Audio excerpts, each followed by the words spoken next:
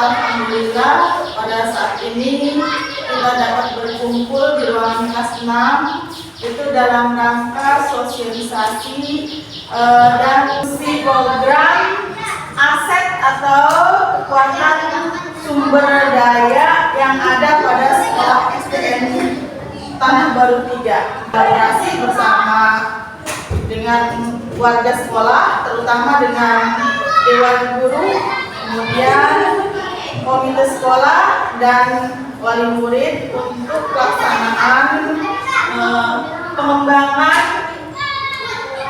aset kekuatan yang ada di SDN Tanah Baru. Itu ada 7 aset. Yang pertama modal manusia. Modal manusia itu adalah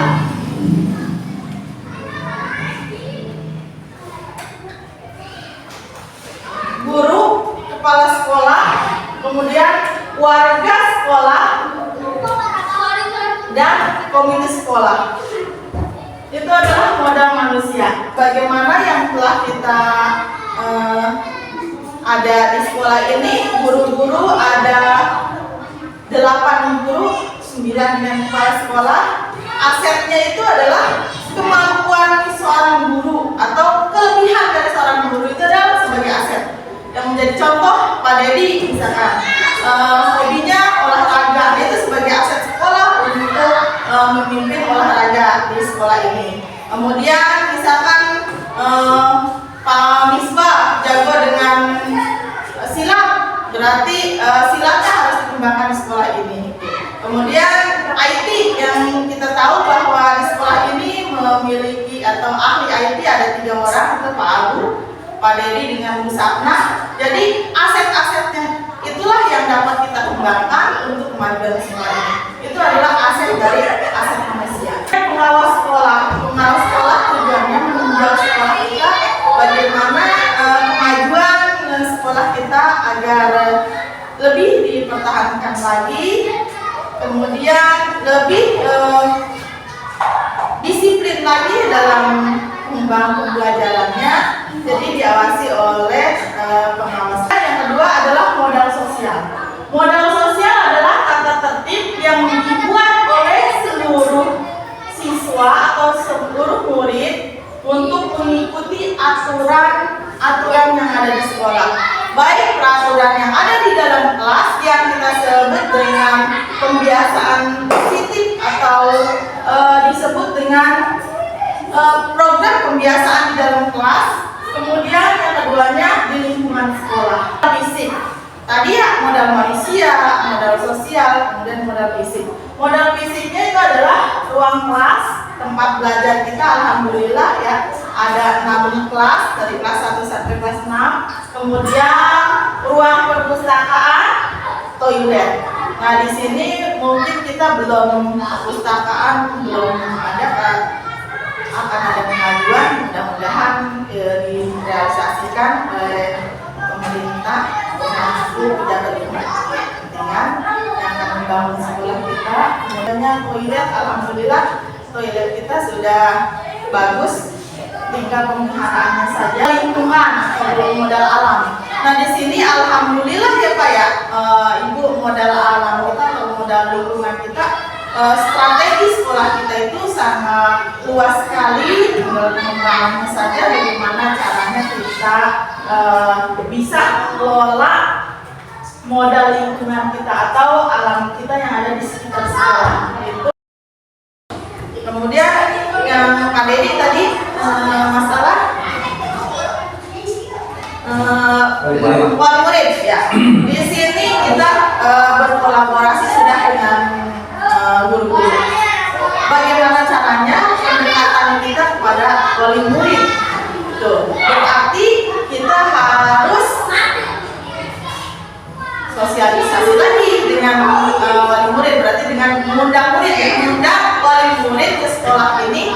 Bagaimana kerjasama antara guru dengan wali murid ya? Misalkan kita memiliki program ini atau kegiatan olahraga atau pembuatan kaos atau pembuatan yang lainnya, itu kita harus ada sosialisasi dengan cara mengundang wali murid untuk pelaksanaan program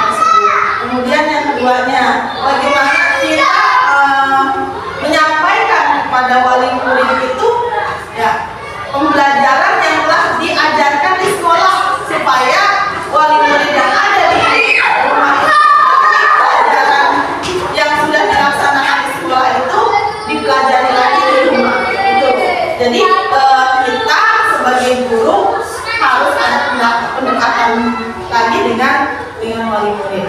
Jadi kita sampaikan lagi, misalkan tidak hanya dalam waktu rapat atau pertemuan yang lainnya, kita sampaikan kepada siswanya terlebih dahulu, ya kita sampaikan kepada wali supaya disampaikan kepada walinya.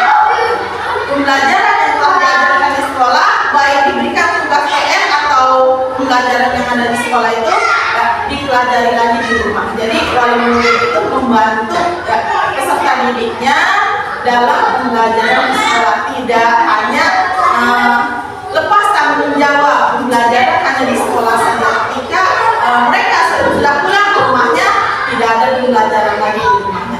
Itu adalah pendidikan kita sebagai seorang guru kepada wali murid di kelas tersebut. Kemudian apalagi Pak? Bu, apa ya? Kan sebagai kita masuk lingkungan ya Bu? Ya, Yang ini kita belum yang dinamakan P5 ya Pak Bu. ya. Nah, program untuk P5 kita ini kalau misalnya kan ini lingkungan kita lumayan Luas. subur ya, lumayan subur. Alangkah lebih baiknya kita misalnya kayak tadi tuh itu ya ada program misalnya menanam kangkung. Kita kan ada waktu 20 hari kangkung panen yang pernah saya tanam tuh. Itu 20 hari kan nah, sudah panen. Alangkah lebih baiknya kita mempunyai program seperti itu bagaimana apakah kita nanti kedepannya mau ada kegiatan apa gitu. Nah, dengan adanya kolaborasi kita semuanya dengan semua peserta atau warga yang ada di sekolah ini, baik guru maupun siswa, nanti kita akan melaksanakan bagaimana caranya menanam pohon yang lebih cepat dipanen, seperti kangkung, bayam atau sawit atau sayur-sayuran yang lainnya.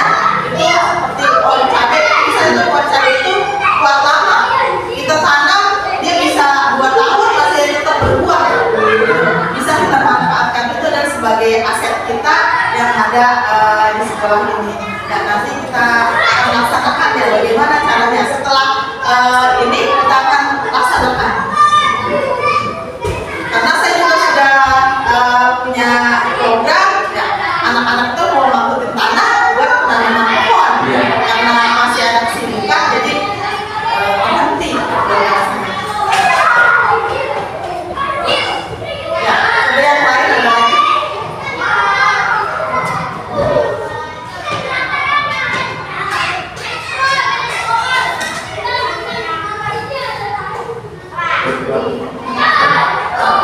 Udah, ya kalau udah ada, mudah-mudahan ya aset yang ada di kita itu ya kita berikan kebebasan kepada siswa kita. Contohnya kita punya alat Langonia atau itu.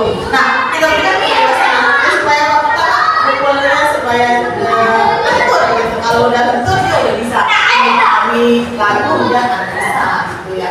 Tidak hanya anak itu lebih disuruh menikah. Jadi nanti anak ada kepemimpinan murid kalau sudah kita laksanakan pembelajaran ini itu pembelajaran kurikuler ya atau ekstra kurikuler itu ya kita laksanakan seperti